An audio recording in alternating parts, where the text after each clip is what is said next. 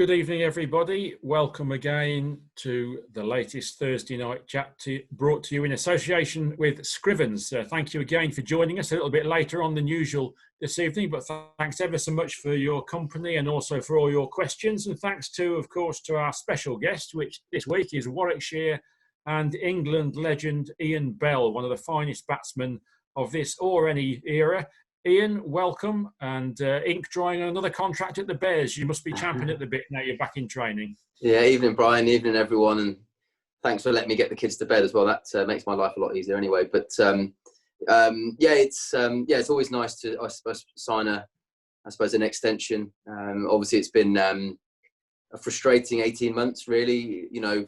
Last year in particular, being injured from what I did in the winter with the PSL, and then obviously where we are at the moment in the world, and obviously the frustration in not playing sport as well. So hopefully we're not far away from getting going this year, but it's nice to know that I'll be out there next year and we'll have a good run at it, hopefully, touch wood.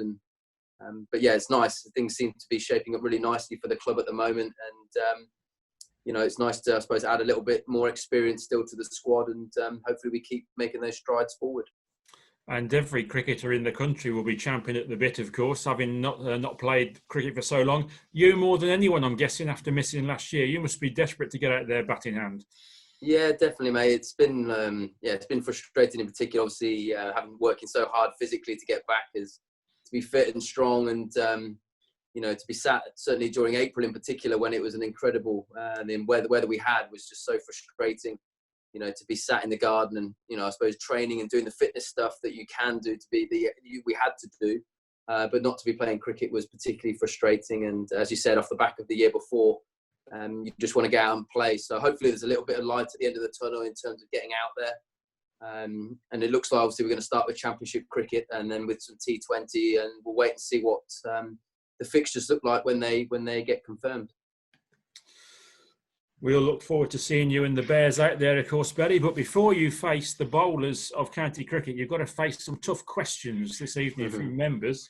And let's start them off now, Belly. You could get anything on any subject at any time. So have your helmet ready. But brilliant. The first one comes from Charles Ross. Thanks very much, Charles, for your question. And it is, Ian, of all the opponents you played against over the years, who do you think were the toughest opponents mentally?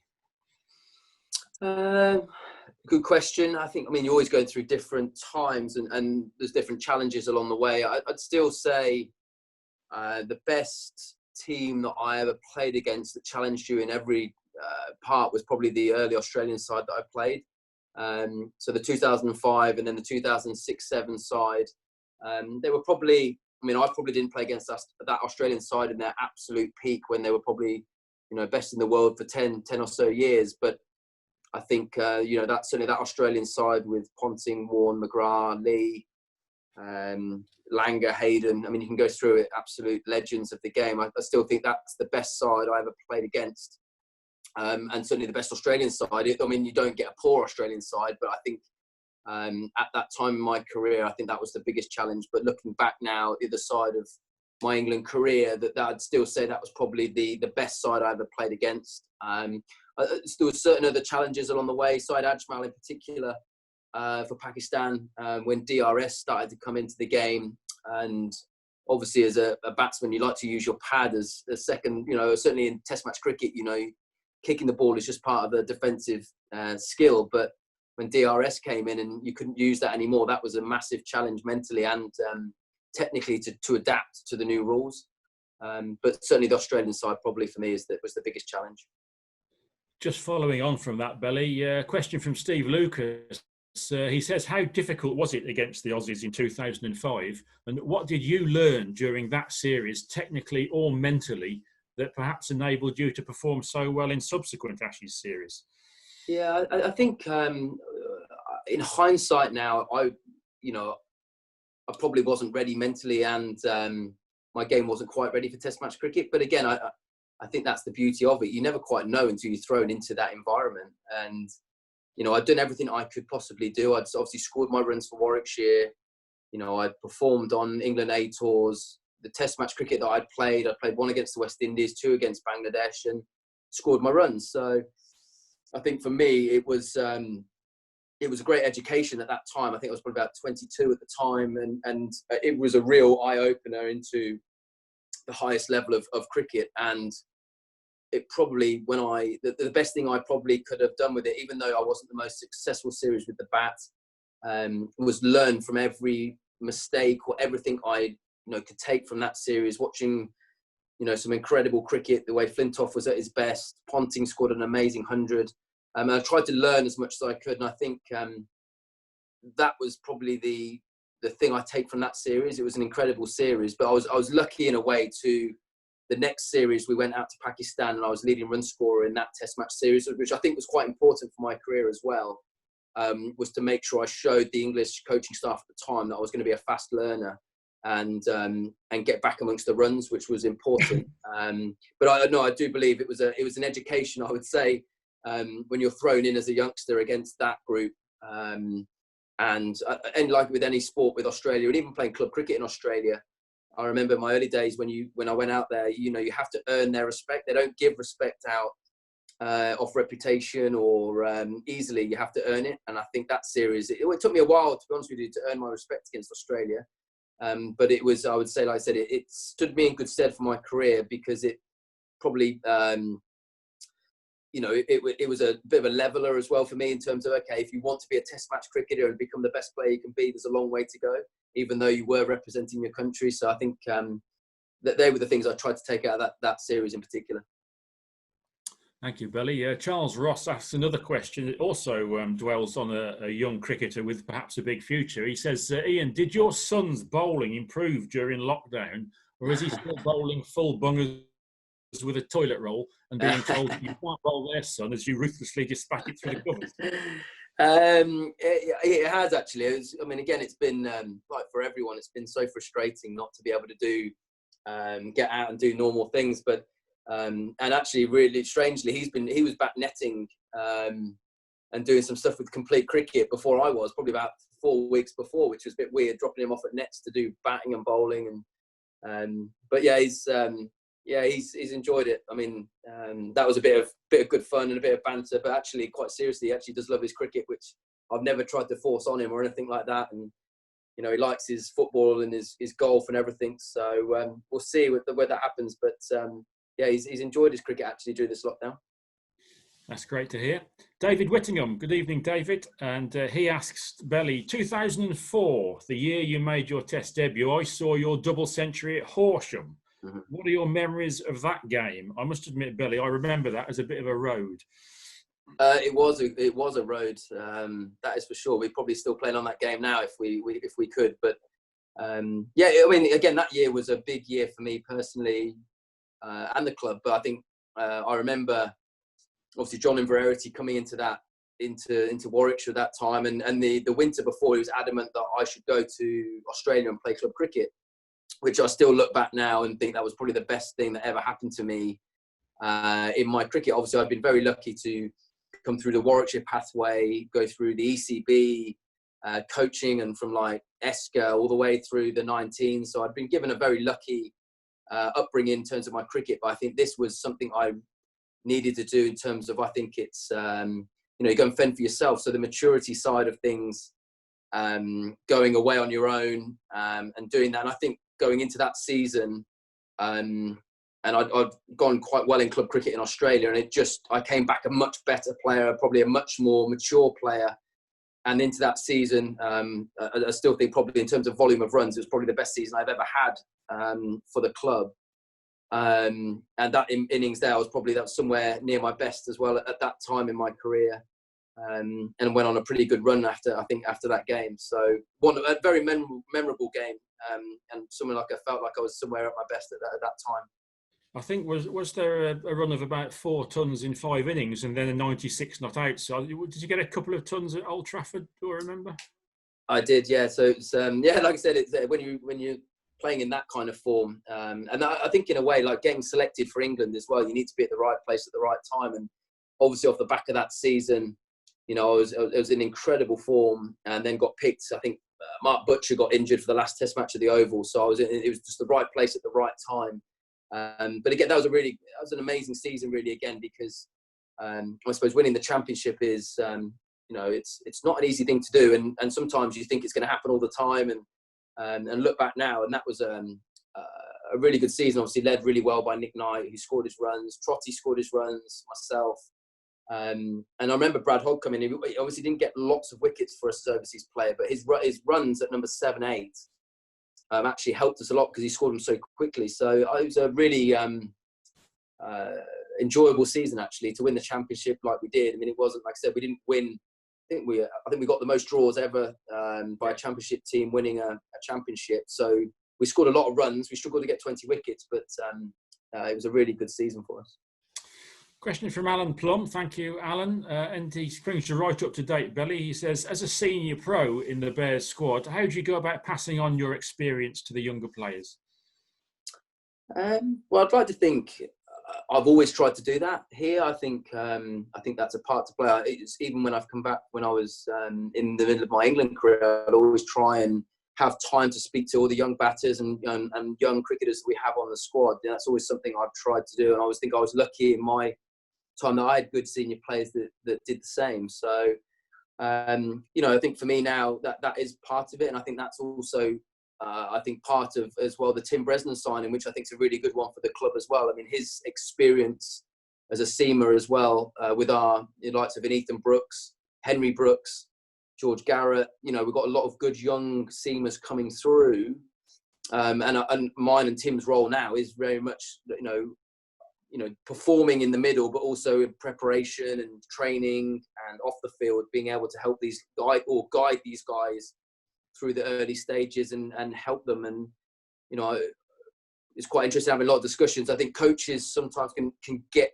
players so far, but you do a lot of your learning in the middle, and you learn from. So I learned a lot from Nick Knight and the senior players that I had in those sides, and I think that's hopefully what I will do with the Rob Yateses, Dan Mousley's, is in tricky situations or in different formats, different situations, I can guide them through, talk them through, and hopefully when I'm gone, then they'll be doing the same for the next generation, and they'll go on and become very fine players. But that's where I see my role at the moment. One is to still play at the level I need to, but hopefully guide these guys through these early stages of their career.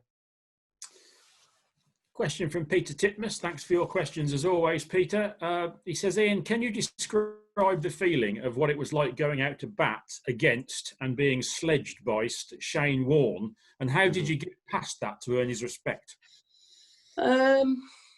Yeah, I mean, again, it didn't feel any different. Walking out to bat, for me, never changes really. Whether I'm playing for Warwickshire or whether I'm playing for England, it never really changed. I still had those. You still have those nervous energy when you're waiting to bat, but I think you need that. I think you need that to play at your best. I don't think the day you stop getting nervous probably is the day you probably don't want to be playing. But so I never felt any different, regardless of who I was playing. I think, as you said, I think people like Warne, McGrath, they were masters. In particular, Warne was masters of the situation. They understood, in particular, how to slow the game down, play at his tempo, recognise, especially a younger player, that how you were feeling, slowing the game down. I think for me, as a batter, sometimes, like you said, you want to be at your tempo. Warne was the best, without shadow of a doubt, at creating theatre or drama out of nothing, especially on probably wickets that weren't doing a lot. He had an incredible way of, like I said, creating doubt in a batter's mind. But again, those guys off the field were fantastic, and have probably learnt in both those series, having a beer with those guys afterwards, as much as what we did on the field. And having seen Glenn McGrath recently, again, they're really good guys. There's no whatever happens on the field is never taken off the field. But I think how I probably got more respect was probably initially I probably paid them guys too much respect, and I was probably a little bit standoffish, because obviously these are some of my heroes growing up. I think in the 2006-07 series, when obviously we lost 5-0, but I started to play at a better level, was when I was much more aggressive. And then as soon as I started being a bit more aggressive, that's when I think the respect started to come a little bit more. And that sort of, certainly playing spin like that was nearly how I wanted to go on through the rest of my career. Believing I was a good player of spin, but making sure that it was nice and positive and not letting quality spinners settle. And I think that managed to come over time. We've got several questions, or several members have asked a similar question, Belly, about your ambitions to still be part of the England Test team. Michael Eyre and Colin Small and Peter Lickis are all saying, do you still have ambitions to be part of the Test team? And Peter points out that Brian Close was recalled to Test cricket at the age of 45. So you've got loads of time. No, I wouldn't say at the moment that's at the top of the list. I think it was a couple of years ago. I think it's really strange because, I mean, I had the same chat with Alistair Cook really as well. And I think at the stage, one thing I look back on, I mean, I don't have any regrets of anything like that. I feel very lucky and privileged to have played 118 test matches for England.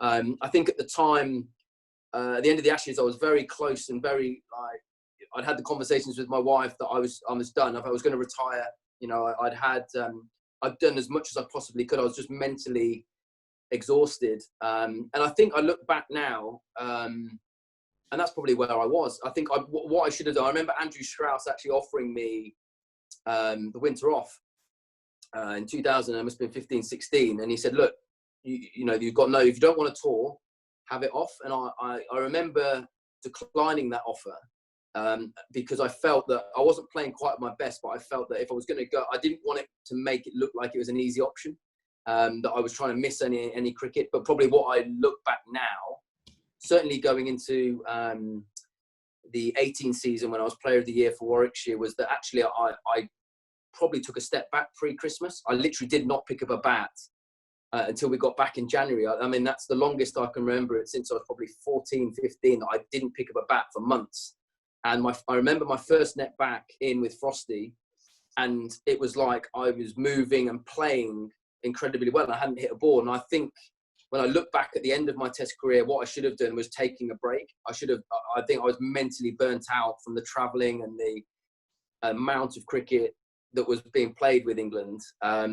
And who knows what would have happened after that. I might not have got back in, I don't know. But I think at the time, I probably should have taken a step back from the cricket and had some time out and then tried to go back in.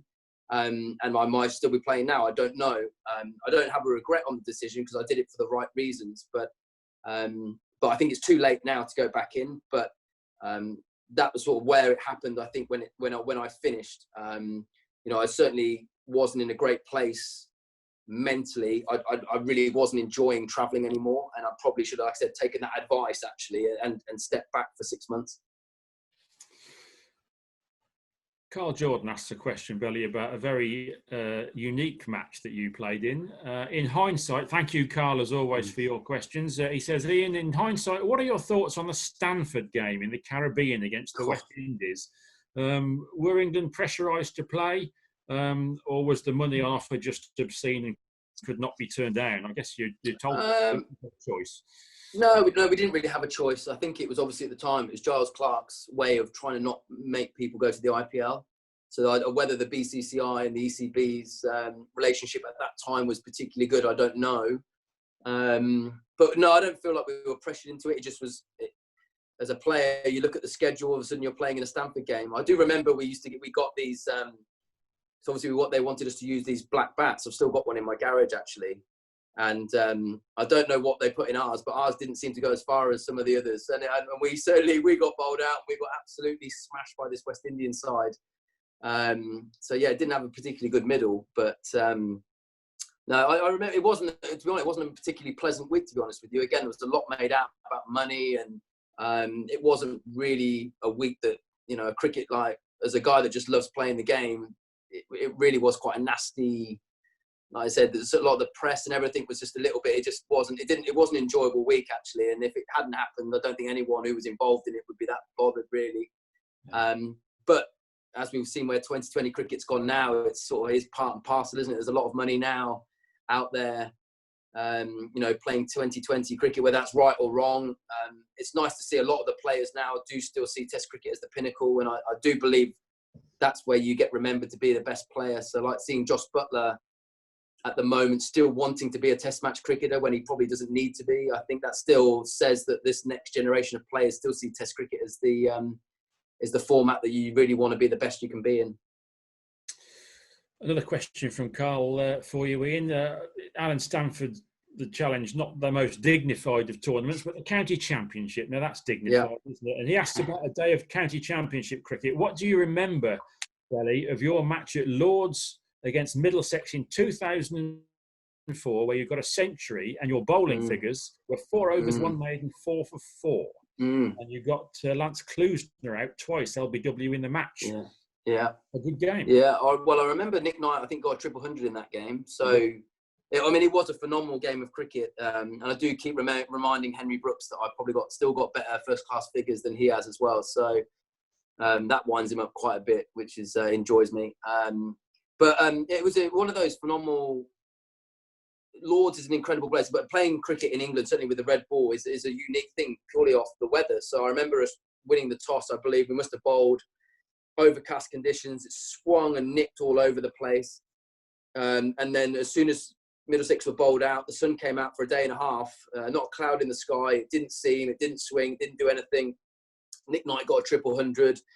I got 100. We must have got plenty of runs. And then as we declared, all the clouds rolled in again. Probably the lights went on and it started swinging and seaming all over, and they were bowled out for not many again. So it's one of those just unique things that happen every so often, but only really happen in England. It would never happen anywhere else in the world.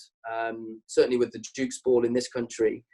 But yeah, again, a memorable one. It was quite enjoyable. He was probably the one batter as well, Lance Klusner, I probably didn't really want to bowl at, but luckily I hit him on the pad twice. Otherwise, probably was whizzing past me at a good rate of knots, to be honest. You bowled a fair bit early on in your career, didn't you? Did it just wither a bit because your batting became so important and you were playing so much cricket? A bit of that. I think, I think early stages, obviously, within that Warwickshire side, I had a role with the ball. And if it was swinging conditions, then I would be used, as Trotty would be. I think then, obviously, at the next point, obviously, I was away with England. And I suppose the unfortunate thing with, central contracts from a domestic point of view is you don't really play. So you probably play 4 or 5 games maximum a year for your county. So, and at that point when I was away, we'd obviously signed Darren Maddy. Obviously, Trotty was doing his stuff as well. So obviously when you come back into the squad, obviously those roles that I probably used to do were taken up by Mads and by Trotty at the time, who were probably the 5th, 6th seamer. And obviously I wasn't bowling as much, still doing bowling in the nets, but in game situations with England, I was hardly bowling at all. So that's probably where it sort of went. And the more I played for England, the less I bowled, the more I was doing short leg, which isn't particularly enjoyable, but the more I did of that, and the bowling sort of took a back seat really. But I don't really complain about it. But as I said, like, there's a couple of other guys that probably took over the role when I left to go with England. Question from Roger Small, Belly, on another subject close to your heart. He says, hope you have a great year during your next year after your contract extension, and thanks for the commitment to Warwickshire. Have you been watching all of Villa's games on computer, and are you looking forward to the local derbies against Blues next season? Yeah, and Coventry as well, by the looks of it, even though it's... But I was hoping this was going to go on for a couple more hours, actually, so I don't have to watch Villa tonight. So... it's been hard. It's been hard to watch as a fan, I suppose. Probably just haven't quite had the quality this year, and could be back to the drawing board. It doesn't look. I mean, looking at our fixtures, I think with United tonight and Arsenal coming, and it doesn't look particularly favourable at the moment. So back to the drawing board by the looks. And like you said, Blues derby, Coventry derby.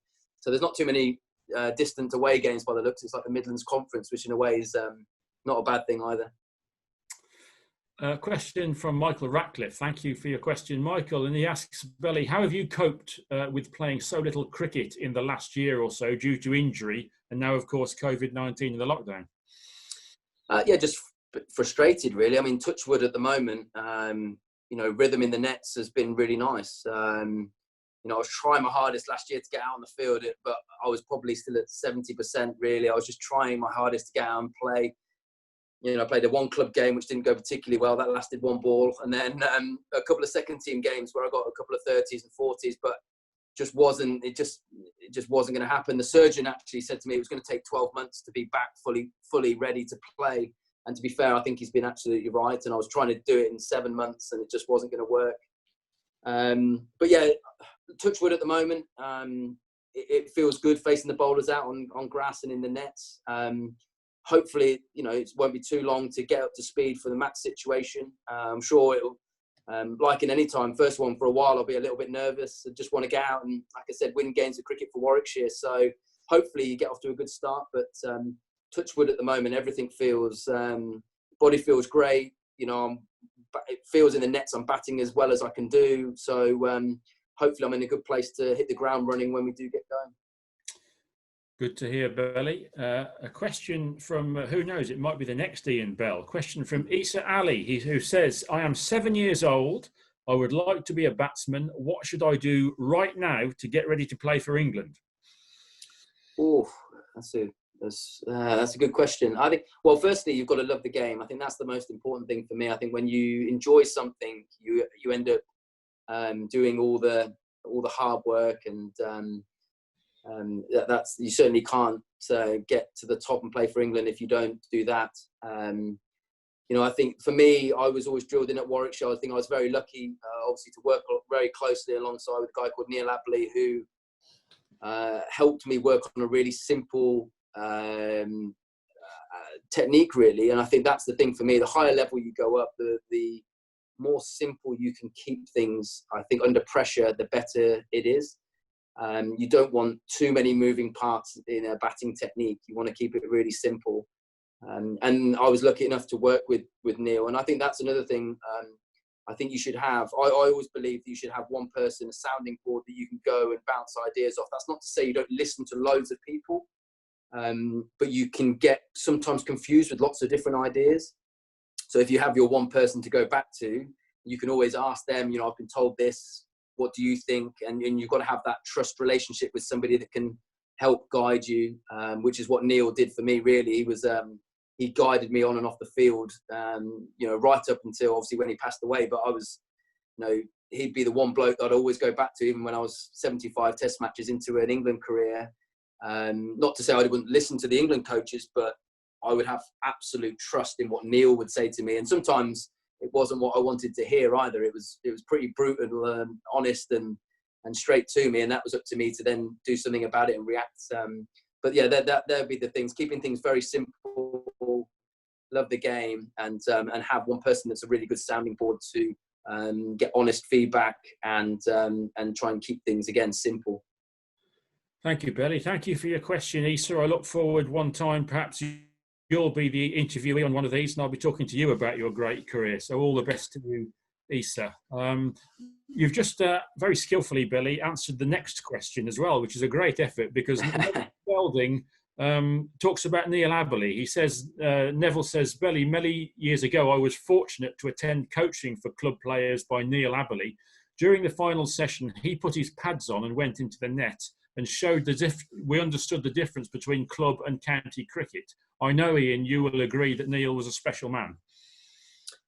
Absolutely. As a coach, I came across Neil when I was 10 years old, and it's quite incredible to think that at that time, Neil was doing from under 10s pretty much in the winter all the way then to the pros as well, which I think, nowadays no one would be doing that amount of work.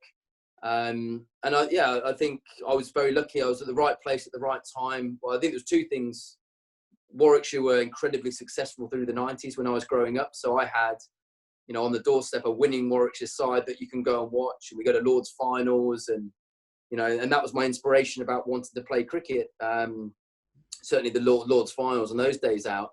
And then obviously with Neil and Steve Rouse and Steve Perriman growing through the system, I said you were challenged and you were pushed hard, but also they would try to keep things very simple. So, I was lucky enough, like I said, to have them guiding me, I suppose, through all my youth cricket and into the professional game as well. But I do feel like with Neil, we did a lot of good work on trying to keep things as simple as possible. And a lot of it was based around knowing the top of off stump, being able to leave the ball well and having a good defence. I know the world's changed now and T20's in there, and that was never around when I was growing up to have to practice, really. So it's a little bit trickier, I think, for the younger players nowadays to try and you've got to have a T20 game and technique, and then you've got to have a 4-day game and technique, which are very different. And it's sometimes can be quite hard, and you get stuck in the middle. So Neil was somebody, like I said, I have a lot of time, and I always say that he was one of the biggest influences on my life and my cricketing career. But again, a lot of that sometimes was he was just always brutally honest with me. If he felt I was slacking or I wasn't quite on it or making mistakes or even making excuses, tell me straight. And sometimes I'd have to go away, not particularly liking what he said, but I think actually I look back now, and if I didn't have that honesty, I don't think I'd have gone on and played the amount of games I did for England. That's really interesting stuff, Belly. And of course, you have got a lot of experience to potentially pass on, not just as a senior player, but we've got several questions from people wondering. I mean, there's a good few runs under your belt yet, but James Miller and David Whitlock and John Hanna are all asking what your thoughts are beyond playing. James says, do you intend to stay in the game after you've retired as a coach or in the media? David Whitlock says, what do you plan to do after cricket? And John says, is it your hope to be involved in Warwickshire cricket after you retire? Well, 100%. Obviously, I think one thing I tried to do with being injured last year, it did make me start thinking about what's going to be post cricket. So I tried to be as good with the time I had. Obviously, frustrated not to play, but tried to get things going. So I felt very lucky that I had the opportunity to go away with the England and 19s this year as batting coach, which I thoroughly enjoyed, loved it. And I think having done a little bit of media and the coaching now, I definitely feel that the coaching route is what I've really loved. And like I said, being out there, being in the nets and the training grounds, I really, really enjoyed. So I think that's definitely what I'd like to do, is stay in the game and get involved in the coaching. I think, obviously, there's no doubt I'd love to be coaching at Warwickshire. Whether it's the right thing to go straight out of the dressing room as a player onto the coaching staff, I don't know. Would I have to go away, go and learn somewhere else, and then come back one day, potentially? We'll see.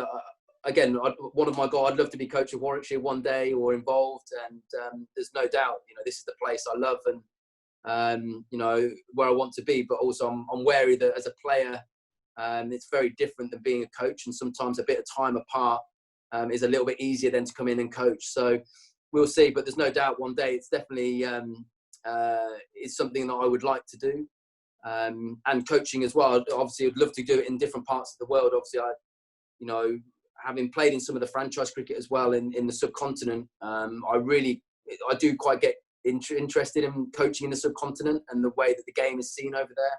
And probably going and learning a lot of different techniques and styles and different cultures, really, and different ways of seeing the game to just become the best coach I can be. So, it's definitely what I want to do after cricket, after playing. And hopefully one day it will be at Warwickshire, but hopefully there's lots of different other challenges out there to get stuck into as well. You mentioned the subcontinent, Billy. You're very skillful at predicting the next question. I mean, that's a gift you want to work on. The next question from RJ. Thank you very much for your question, RJ. And he says, Ian, in 2005, you toured Pakistan with England. The noise you hear on TV is deafening, and I can imagine, but I imagine the TV doesn't even do it justice if you live in places like Lahore and Karachi. Can you describe the atmosphere and how intimidating it is to play there, whether in the PSL or international cricket? Well, it's a great place to play. I think when you go to Pakistan, India, Sri Lanka, Bangladesh, cricket is just it's the main game, and everyone loves, just loves cricket, and and I think that's part of it. You feel that, I suppose, even though cricket is loved in this country, but you do get the Premier League football is still a little bit above where cricket sits. But when you go to the subcontinent, cricket is nearly everything, really, which is an amazing thing to be as a cricketer. So I think that's the best thing about playing for England, is you get challenged with lots of different things, whether it's playing in Australia, walking out of the Gabba in the first Ashes Test match, or playing in Mumbai with 50,000 there. And that's the beauty of being able to challenge yourself in different conditions around the world.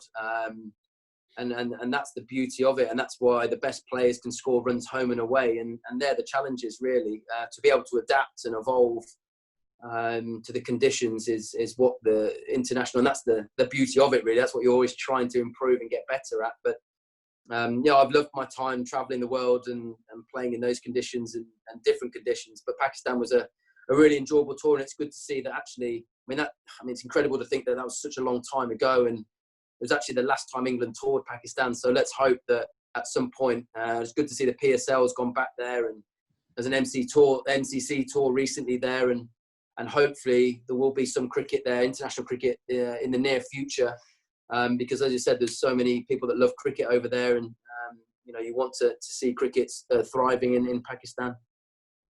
And it's a former Bear, of course, Wasim Khan, who's steering them back into international cricket. Yeah. So that's great stuff from one of our former Bears. Jess Ellicott, thank you for your question, Jess. And she brings us back to county cricket, Belly, and says, which of the trophies you've won for the Bears means the most or meant the most, and why? It's a good question. I think all of them obviously mean a lot. I think for me, growing up, I remember watching Asif score 100 at Lords, and I know that we all know that was one of the best games of cricket ever when we beat Sussex in that final. So I think for me, to captain the side, to score 100 against Somerset, and to win that Lords final in particular, will probably always go down as the best knock I ever played for Warwickshire, purely off the back that. I just remember running on the outfield when we beat Sussex as a youngster, and all I wanted to do was do what he's just done. So to manage to actually in your lifetime do what you wanted to do as a kid, I think is quite rare sometimes. But I think that for me will still go down as my best knock for Warwickshire, and my one of my favourite days, really. And I think that the beauty, again, as a watching Warwickshire be so successful in the 90s, the one thing finals and Lords finals is. A championship's a long race. It's over a season. It's consistency. But a Lord's finals on the day, you've got to deliver the goods on that day. To have won Lord's finals and they probably, for me in particular, have gone down as my favourite times. And still on the theme of favourites, Harry Bromley asks, what is your favourite international match you have played in, and why? Oof. It's a good one. I suppose, again, I get asked as well. Been lucky enough to win the Ashes a few times. I still think my favourite, to say the favourite one, my favourite test match really probably was the SCG when we won the Ashes over there in 2010-11. I think we all know how hard it is to win any test match series in Australia in particular. But that one there, I scored 100 in that test match. And then obviously we won the Ashes, and we could sit in the SCG, which I'm sure a lot of Australian cricketers have sat there having a beer, enjoying beating England. So to be the first England team for a long time, to sit in the SCG in particular, one of their, I suppose, the homes of Australian cricket where they're so proud of, to be an English group of lads who grew up together and played academy cricket, and to sit there drinking their beer in their dressing room was probably the best, most satisfying couple of hours I've probably had in my life, to be honest with you. Victoria Bessie asks, Burley, thanks Victoria for getting in touch with us, and she asks, what's your favourite ground to play at and why? It's a good one. I think my top three, when I get asked this, it would be Cape Town.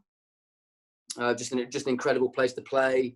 Lords and probably the Adelaide Oval are my top three. Obviously, Edgbaston's I'd have to take that out because that's home. But those three for me were the best places or my favourite grounds really in the world overseas. Did you ever play at Griffin Coton, Bully? I might have played at Griffin Coton. I remember Nuneaton, but I don't remember. I might have played at Griffin Coton, mate. And also Victoria asks, what is your most memorable shot? Now, I'm not sure whether that means one shot. That's a big call. Have you played one shot in your career, Billy, that you can think, wow, I like that? Oh, I can't remember. I keep seeing one off. I think it was in that game actually at the SCG, a cover drive off Peter Siddle, which I like, but I can't remember any particular ones really.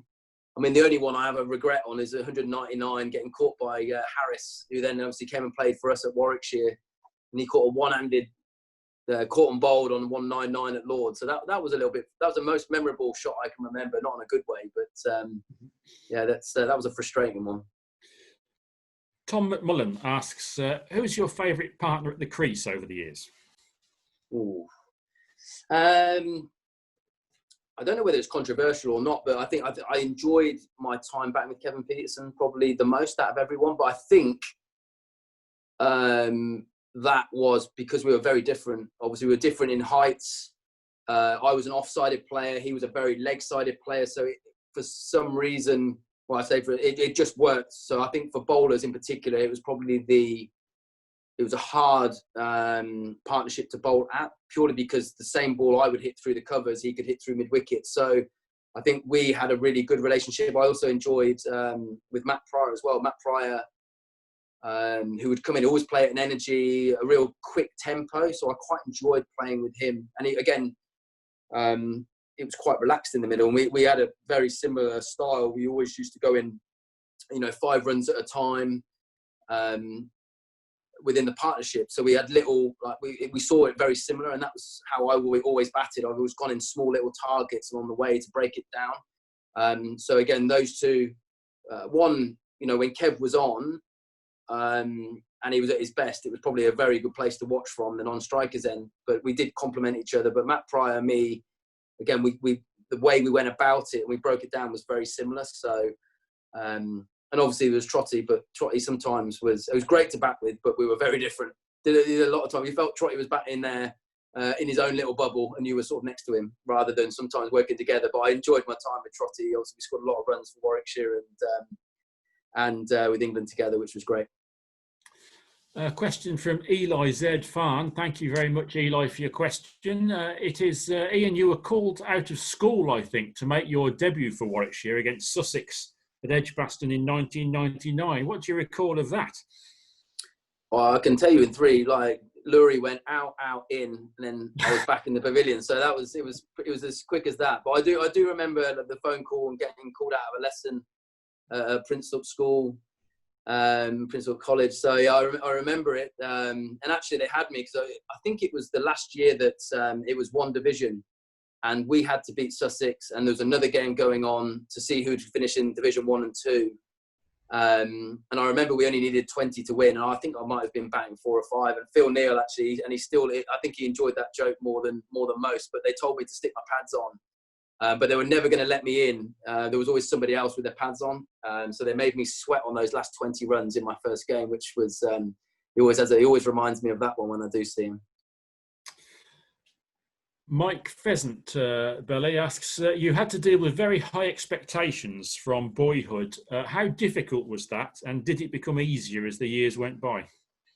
Well, I think, it's a good question. I don't know. Hopefully I dealt with it by playing, or dealt with it quite well by playing 118 test matches. But it was a shock. I suppose to go on particularly going on the England under-19 tour at 16 and scoring 100 against New Zealand, and then Dale Hadley came out with the best 16-year-old he's ever seen. So it was a big statement early doors. So there was obviously a little bit on my shoulders, and when that comes back to England, that was a little bit. Whether I needed that, I don't know really. And but I like to think I did. I did feel like at times that I suppose sometimes when when you go through your career a little bit, if you're quite an attractive player or you make things look quite easy, it's quite easy sometimes to be criticised for not really digging in and scrapping it out. Whereas somebody who's a little bit more, not as, still, a scrappier player, looks like he's fighting all the time. I think that at times I had to work hard to change that outlook sometimes, particularly in the media. So it helps. When we managed to bat the couple of days for a draw at Cape Town, for me was a massive, point in my career, because it was something that was particularly ugly. It was 70 off 200 and plenty or more balls, and wasn't full of cover drives and, those kind of shots. It was just dogged. So I needed to do that more than to sort of break maybe some of that kind of. So it was nice to have done that a couple of times to go with, again, the style and looking quite good, looking a nice player, to fighting it out sometimes. I'd say that was more stuff I had to break over my career, and it definitely got better after those kind of innings. Gary Fox asks, who is the best fast bowler that you've faced?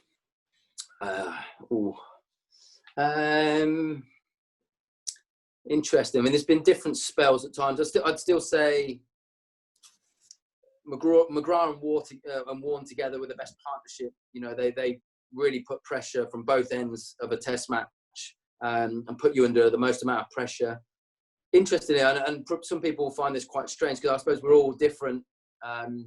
Zaire Khan for a couple of years was particularly hard, actually. We played them, I think he came to Worcester for a season, and I think he got 70 wickets in the championship, and he learned how to bowl with the Duke's ball.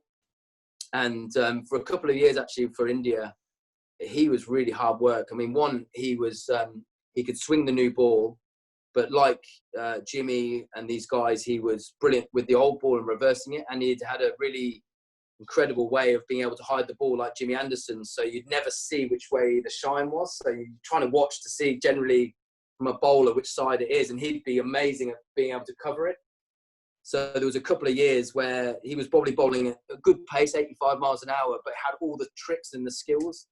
I would say at a period of time, he was probably one of the best I'd faced, but even though his stats don't stack up with probably some of the others, because even someone like Dale Steyn, because he'd played at Warwickshire, and you know, I'd faced him in the nets and everything, it never quite felt as I was under as much pressure, even though his statistics would say he's one of the best of all time. But I always felt that I actually played quite well against him, and I think that was because I knew him as a friend, knew him as a mate, so it never quite was as serious. But yeah, Zaire Khan for a while, for me, he caused me some problems just with his amazing way of using different angles around the wicket and over the wicket and reverse swing. And I would say he was the one for a couple of years. It was really hard work. Terry Ritter, Ian, asks, you've been very loyal to Warwickshire County Cricket Club. Have you ever considered playing for another county? No, not at all. Not really. It's never really been... I've never thought about it at all, to be honest with you. I mean, it's so difficult. I mean, I was pretty much 12, 14 years, you know, playing with England. So I was always adamant, you know, when that day did come and I didn't play for England anymore, I wanted to go. I wanted to be at Warwickshire giving back. You know, I'm playing, and as hopefully I'm trying to do now, and the younger players will benefit from it, is giving back to the club that's given me everything. Like I said, you know, I feel very lucky. I think to be fair, the club have been very generous and loyal to me by giving me my extension now as well. You know, it wasn't a hard negotiation. You know, I want to play. They wanted me here, and I feel like both parties have done well out of the deal. But, you know, that's always been at the back of my mind when recognising that centrally contracted for, like I said, 12, 14 years is the fact that you play a handful of games a year for your club. So what I wanted to do was, when I do finish, I wanted to come back and give whatever I can until I can't physically do it anymore. I wanted to give it back to Warwickshire, which is quite important to me, really. Billy Quaife scored a county championship century for Warwickshire at 56, Billy. Do you think you've got that record in you? I'm not sure. I've been trying to do sprints today. I had Dan Mousley today. We had to do 15. I had him for probably about 12 of them. And then it reminded me that he was 19 and I'm 38. So it was good. It feels good. But like I said, it's not as easy as it probably used to be. Another question from Carl Jordan, Billy. You won the 2020 with the Bears, and you won the Big Bash with Perth Scorchers. Which is the most competitive competition? Compare the two.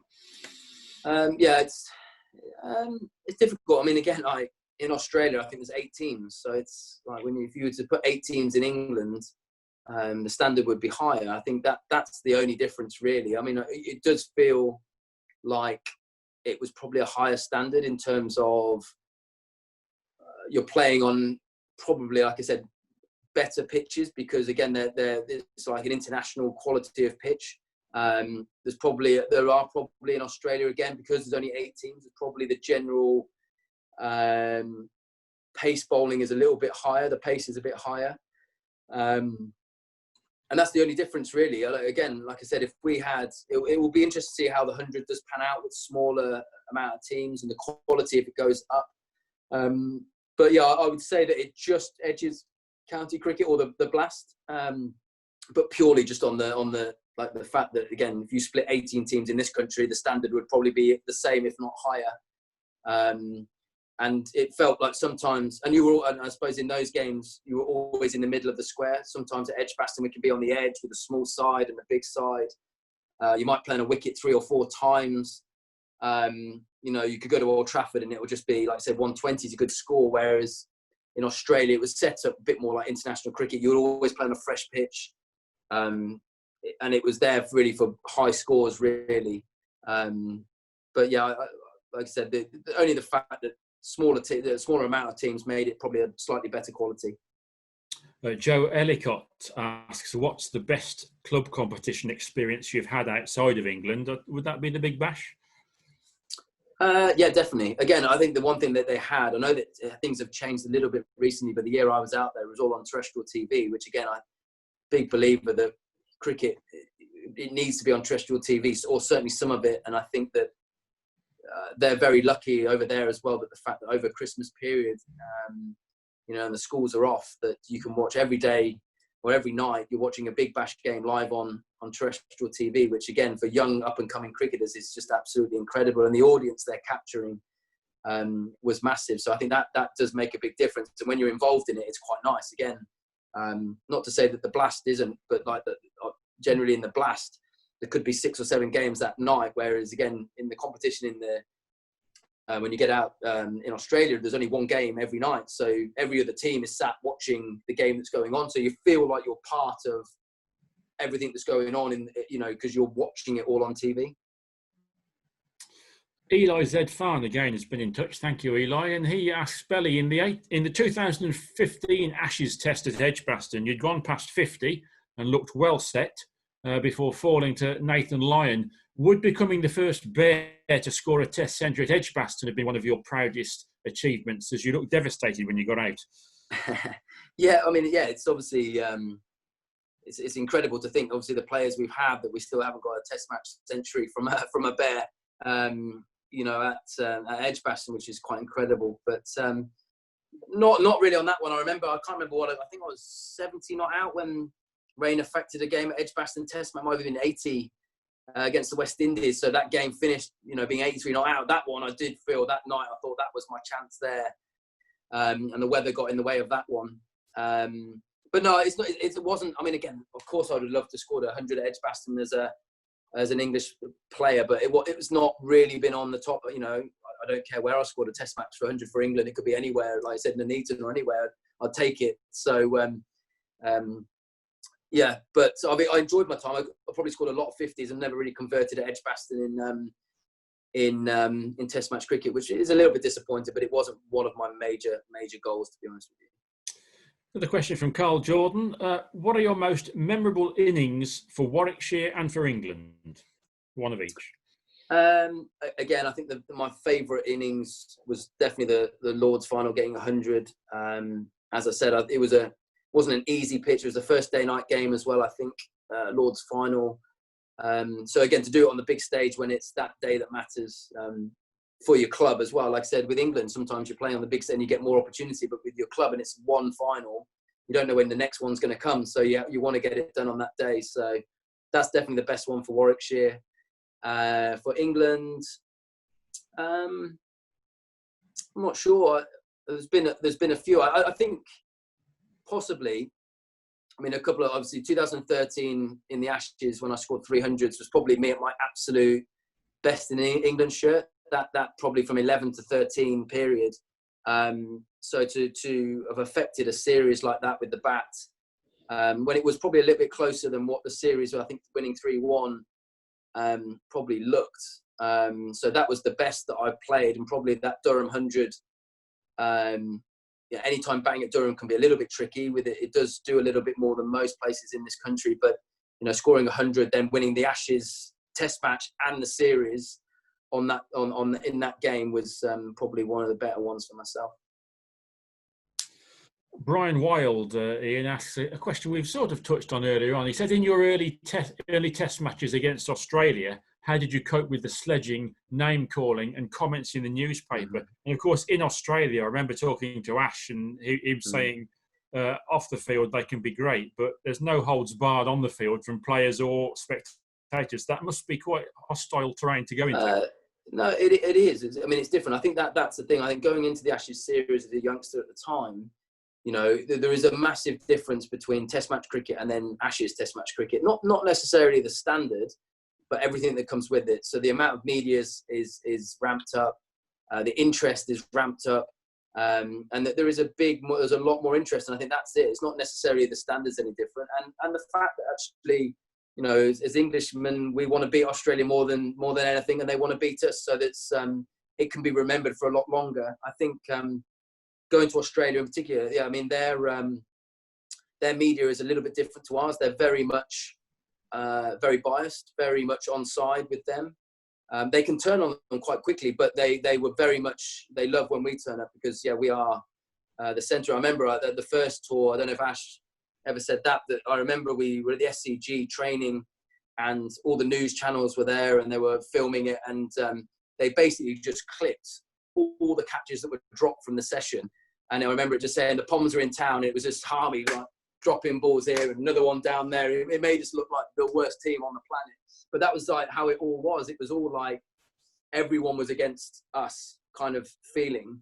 You know, and that was the environment you felt. But when we won it in 2010-11 was probably the opposite, because I remember going into that series and for some reason, I don't know, they weren't attacking us at all in terms of like pointing fingers at our squad. They were actually the first time they were actually challenging whether Hussey should be in the squad, should Ponting be captain, and there seemed to be more question marks in the media about them than us. So we were just going about our business quite quietly, winning warm-up games, and obviously going to win that series. But yeah, it does have quite a powerful effect of how they play their cricket and how their sport is in general in Australia.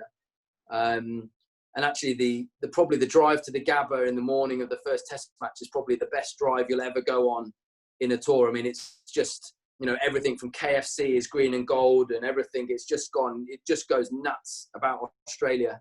Yeah, it's one of the memorable things. Actually, one thing you really miss actually when you're not there now. But with Australia, again, you have to take it lighthearted as well. Like I said, you've got to earn their respect. But I never try and take things too serious anyway. Lovely stuff, Belly. Just one more question, and then you can go and catch up with how many Villa have scored this evening. Or conceded.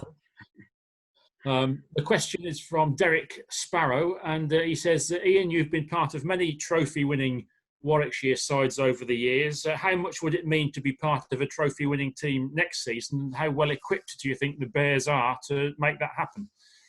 Yeah, well, I think things are really starting to shape up quite nicely. I think, yeah, of course, it would be nice. I mean, I think part of me, when you think about it, you're trying to leave the club in a better place than when you found it. I mean, that's always, you know, how I think people describe it the best. I remember Straussy sort of saying, you know, you're only here for a period of time. So, you know, the club's going to be here forever. So I'm trying to do my best in terms of, like I said, helping these younger players.